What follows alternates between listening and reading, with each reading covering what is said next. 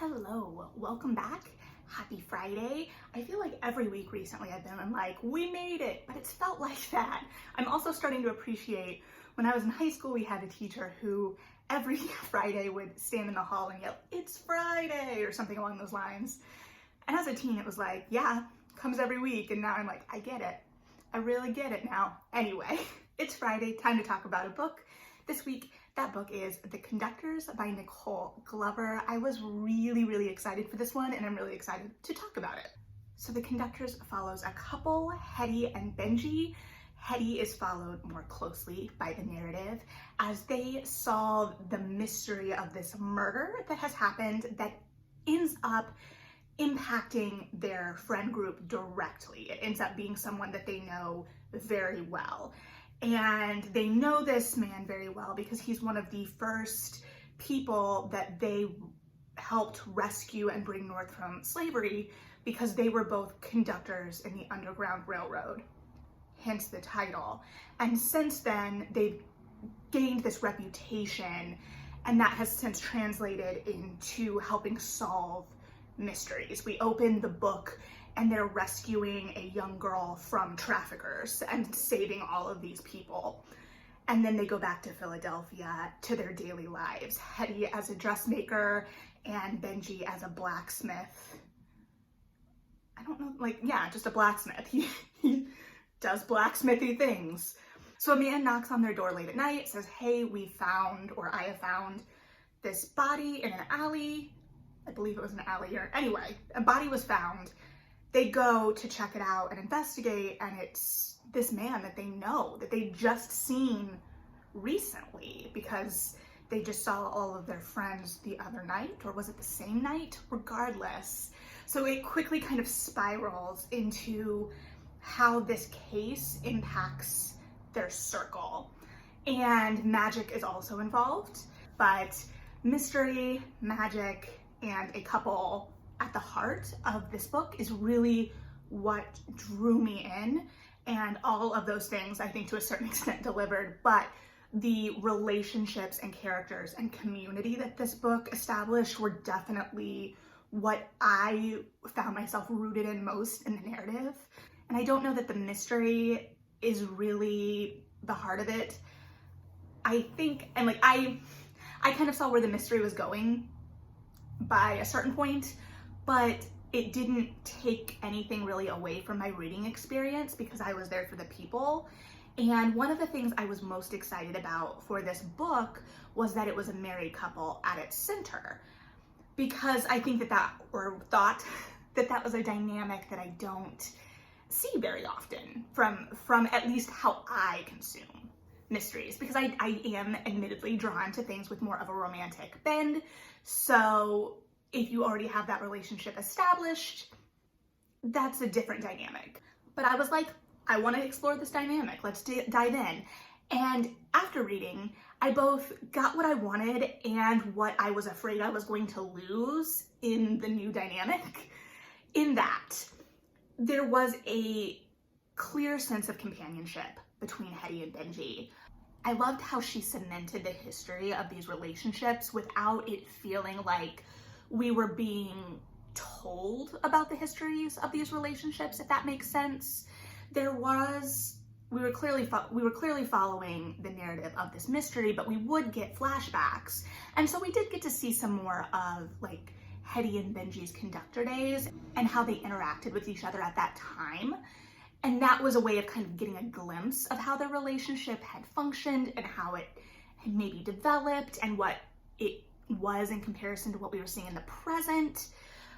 And I thought it was all done very well. It never felt too exposition-y. I always felt like I was discovering these characters as they were discovering things. But in that, it became evident that they were married and they lived as man and wife. And there was some reference to, I think, fully as man and wife. But their relationship was rooted more in a companionship and what they had been through together than a romantic side. So it was a partnership for sure, both in their daily lives and in this mystery solving, but there wasn't necessarily the romantic feeling side of things involved at the outset of this book. So I got both that companionship and ease and sense of history between two characters, while also getting sexual tension and some feelings having to be like, what am I doing with these now? Which I really, really enjoyed. I think it presented a really interesting, engaging dynamic. It was also interesting to see their marriage and their relationship contrasted against the other marriages in their friend group. And to go back to the kind of like shift and segue between like Hetty and Benji and their relationship and this group of friends community setup that we have, is that it was mentioned at one point how they used to all kind of act out plays together, that it was a form of entertainment for them, and how they mostly did Shakespeare and old like dead white guys because that's what they could easily get a hold of, but they did plays from Haiti when they could get them, which as a theater major made me go, I would like to get my hands on some of those plays. Anyway, and this group of friends would consistently, and I don't remember if this was pre-marriage or post-marriage, because they got married after this friend group had already been established. They had lives in Philadelphia already. And their friend group would cast them as the lovers opposite each other all the time. And I was like, that's the level of dedicated trolling I really respect. So they were constantly set up as these lovers, and they were just too stupid to figure it out. Now, that being said, I cannot promise that if I were put in that position, I also wouldn't be too stupid to figure it out. I think when it's you in that position and there are feelings involved, you don't see things that maybe are right in front of all of your friends' faces. But that's kind of the fun of it. And I love like those little details that we can all just kind of relate to. Were just so well done, and it made the friend group so fun. And I also liked in terms of the friends, because I think we followed and tracked Hetty's friendships more cleanly than Benji's, because we were a little bit more tightly focused on Hetty. And we get to see with her all the different kinds of friendships and how they can all bring something to your life and be dynamic, and maybe there's a time to outgrow friendships, maybe there's a time for friendships that you didn't really click with that become deeper. So for instance, with Marianne, we know at the outset of the book that something has happened between these two. They've gotten in a fight, and we get a hint of what that fight is, but like it seems like there's a lot more there, right? There's years and years of buildup and baggage in this friendship, because Marianne and Hetty, that friendship was like the first friendship that they both, I think, had as free women. And both have grown and changed in different ways. Marianne has fallen in with like the higher society crowd and is very focused on appearances, at least to Hetty's view. And there's just some tensions there now. And so it becomes a question in my reading of the book of, is this friendship salvageable? And does it need to be salvaged? And then we get to see really solid friendships with someone like Penelope, where it's just tried and true, and they're both giving and taking into the relationship and helping the other in the ways that they can, but also being willing to speak a little bit of truth to certain things. And then one of the relationships I found most engaging and interesting was Hetty and Eunice. And Eunice is a newer member of this circle, and Hetty really resents her because she views Eunice as her replacement. She thinks that Marianne is trying to replace her with Eunice. Eunice is like known for doing good works. She is very well intentioned, and I think Hetty just like feels like she's competition. And there's also a certain level of like, you can only resent that so much. So it's this idea of someone that you do not like necessarily, but you don't really have a good reason to not like them. Like, you know that they're a good person, you just don't click with them. And we get to see that relationship grow and change over the course of the book too.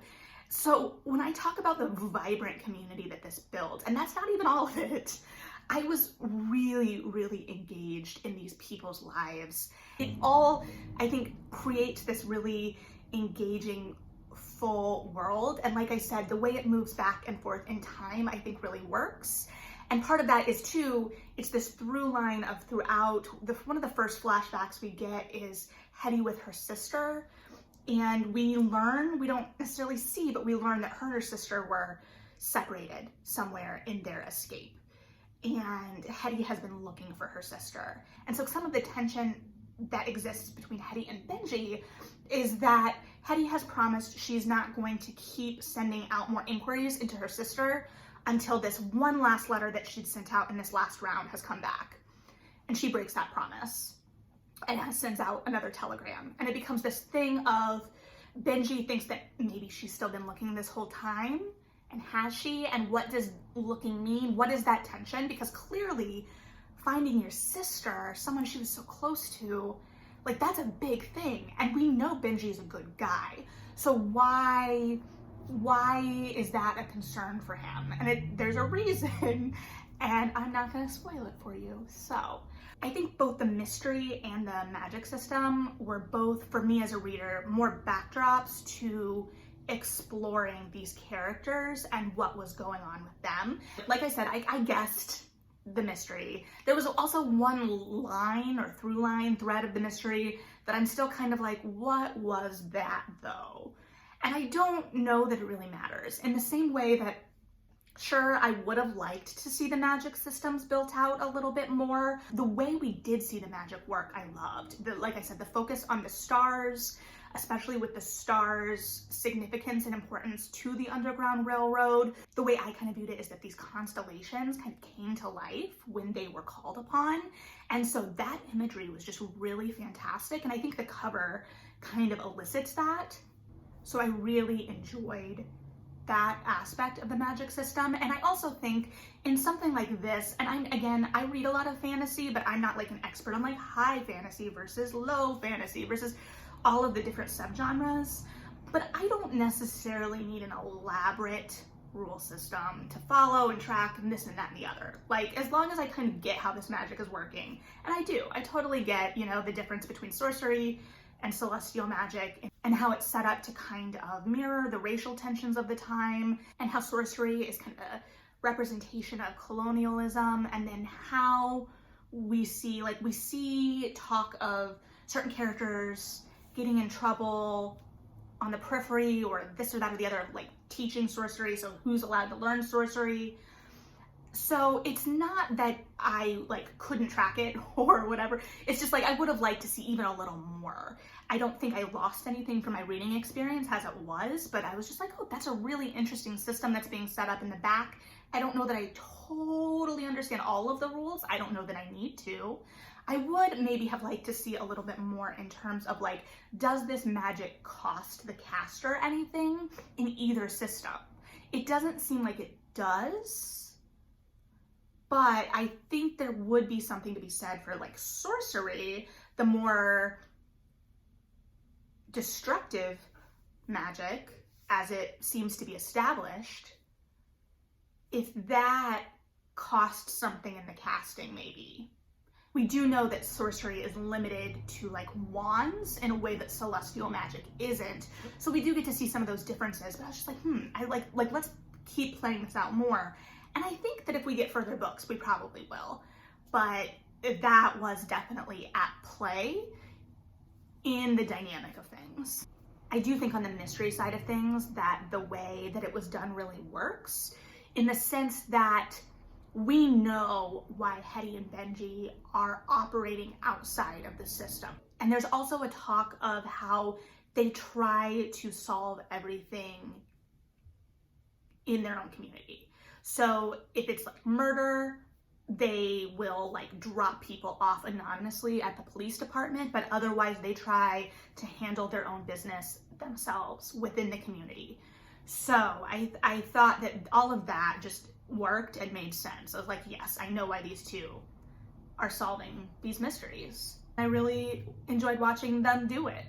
And I did see that there's a second book that's coming out, I think in November. So I'm excited to get to continue in this world and to get another book so quickly. And I think that there's a lot of room built into the world that we've established. Like I said, the narrative really cleanly gave us a sense of these characters and their history and dynamics, and that their history, is more complicated than we may see on the page, and we get to see peeks at that. And it never takes anything away from our reading experience and our understanding of their current dynamic. But we know that there's more there. So that history gives a lot of rich material to explore and things to pull from. And I think that there's a lot of ways that this could go. So while we started from a starting place with a married couple and this and that and the other, that may feel like it's a little bit more established. So our characters are already together. What do we do with them? Where do we go from here? I think there's a lot of places to go. And I think the richness of this narrative is that there are so many places to go. Like I said, this community is really vibrant, and I'm sure there are opportunities to bring more people into the community and to go different places with it. We've already seen changes to circumstances from many of our characters. So yeah, I'm very excited to see where this will go. Like I said, the characters and the community were what I really responded to the most, so I'm excited to see what we do with them. If you read this, I would love to hear your thoughts. If you haven't read it, I really think it's worth your time to pick up. I really enjoyed it. So yeah, let me know. Hope you have a good one. Read something good, and